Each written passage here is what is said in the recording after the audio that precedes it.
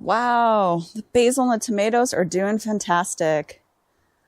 Hi everyone, welcome to Mountain Harmony Gardening. I'm Kristen, and today we're going to be talking about if companion planting really works.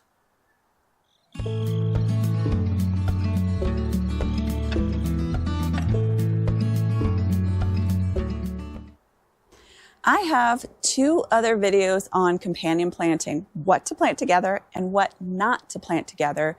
But I want to talk about, does companion planting really work? One of the companion plantings that's really popular is planting tomatoes, like these black cherry tomatoes, with basil. And look how large this basil plant is.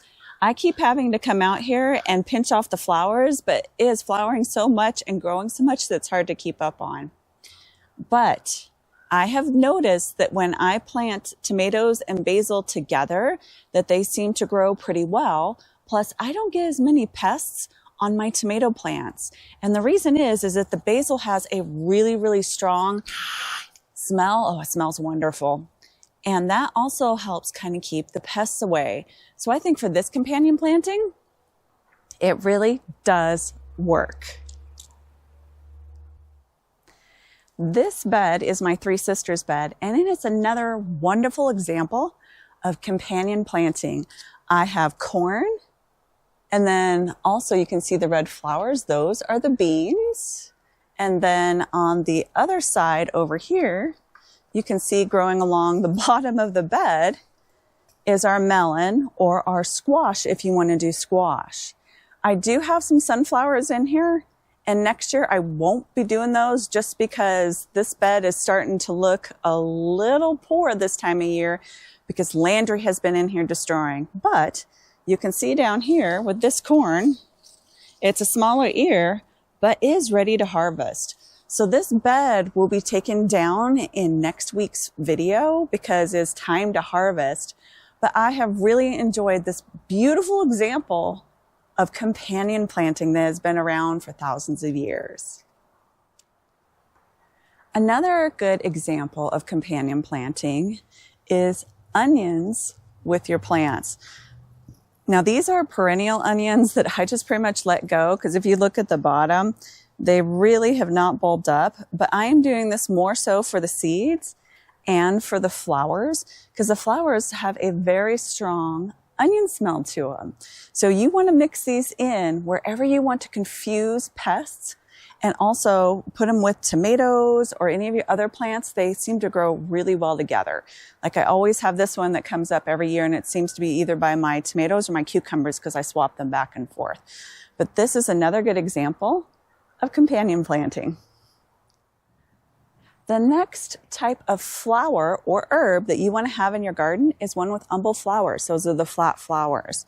So dill is a perfect example of that. This one has already gone to seed, and this attracts hoverflies, and I have seen the hoverflies in my garden. The other type of umbel flower that I have is yarrow. And look at this. This is so pretty. This is second year. First year didn't do much, but the second year it's doing really good. And these ones have like kind of a light pink and then they turn white. I have another one that is a little bit darker pink. It's really pretty too. But these also attract beneficial insects. Plus their strong scent kind of confuses plants or not plants, it confuses insects as well. Plus ladybugs and some of those other beneficial bugs actually like these plants too. They can hide in them and they're attracted by their scent. So these are great plants to companion plant with the other ones. Just place them randomly around your garden. One of my all-time favorite flowers are nasturtiums. Look at how pretty they are. They are edible. I plant them pretty much because they are really pretty, but these are what you call like a trap crop or a trap flower in this case, and they attract the bugs that you don't want on your vegetables. But I pretty much grow them just because they're pretty, and I have them all over my garden. So this is another wonderful flower that you can have in your garden as companion planting. As a lot of you know by now, I'm an herbalist, so I have lots of herbs in my garden. Here is lavender, and then I've got some sage, and then I have some feverfew and thyme. I have quite a few herbs planted in this area, as well as other parts of the garden.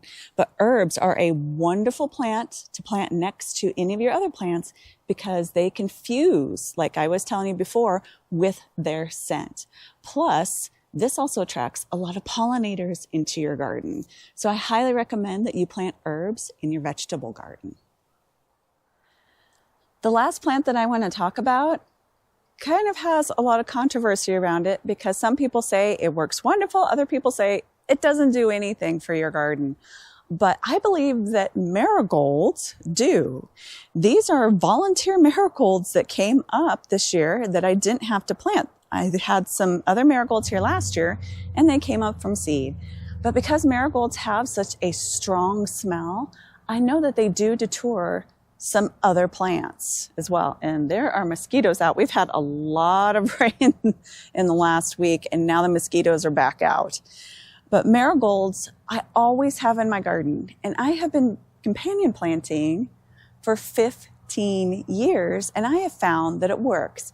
So if you look around my garden, you will see that I have nasturtiums and other flowers as well as herbs in my garden, not just in a separate flower bed or a separate herb bed, because I feel that this attracts pollinators, beneficial insects, and it also helps kind of keep away the other insects as well that are kind of not so great for your garden. So if you have any questions about companion planting, I will put a link in the description to our other 2 videos that you can check out. So thanks for watching, everyone. Please don't forget to like, subscribe, share, and comment. Happy gardening.